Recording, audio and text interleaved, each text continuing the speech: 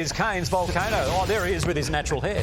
Well, we've spoken a lot about small margins and margins for error, and Lordo just went through it there. Well, there is a significant margin for error, and it can come back to haunt you if you sell one of your games and you lose. Like St Kilda last night, this is some of the vision. As I said, the worst game of football that I've seen this year in those conditions in Cairns. So, volcano for the AFL, firstly, for allowing them to actually play there in these conditions. You can't be having this year after year. And then the big volcanoes for the Saints, who haven't won a premiership in 56 years. They're 5-1 going into this game, and I'm telling you, there is no way they lose this game of football at Marvel. They're not kicking 4 goals 18 at Marvel Stadium. Take you back to last year when they played Adelaide. Eerily similar sort of result. Big lead against the Crows, 1 minute to go. You look there and St Kilda end up losing this game and missing out on the finals by 1 win. Now that could be the win. Why are they selling games when the price of playing finals and winning premierships, Damo, surely outweighs the dollar figure for that? I think it's a cop-out to say that the venue cost them the result. And I know you're not saying that would totally, but they have kicked 4-18 at Marvel? Well, Jack Higgins in the first game kicked 4 behinds. Max King has regularly kicked 6 and 7 behinds in a game of footy. I don't look at that loss last night being venue-driven. I just look at it as a team that didn't take its chances. Venue contributing to the loss? Contributing to the skill factor. Yeah. Yeah.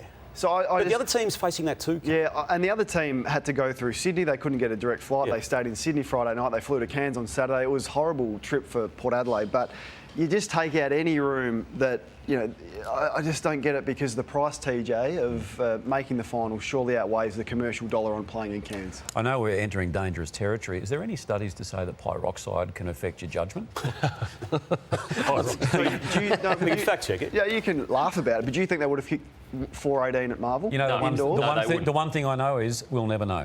But would Port Adelaide have kicked 5-13? Well, we'll see if they do it again. I mean, all right, Lordo's got his own take on it. My take is, and sometimes it's a touchy topic I'm about to go to, but the quality of the games in Ballarat, the wind. Can we remember a good game in Ballarat? Cairns, the conditions last night. Oh, it was because it was close. That was all. You know, Cairns, Darwin. The games in Shanghai.